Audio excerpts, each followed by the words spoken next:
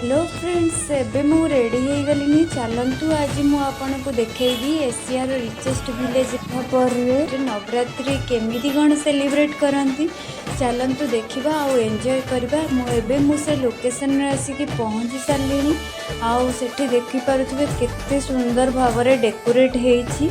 आउ चलतु भितर कौन कौन सब आयोजन करिसेंती देखिबा। गोरी राधा ने कालो खान गरबे घूमे भूली भान। गोरी राधा ने कालो खान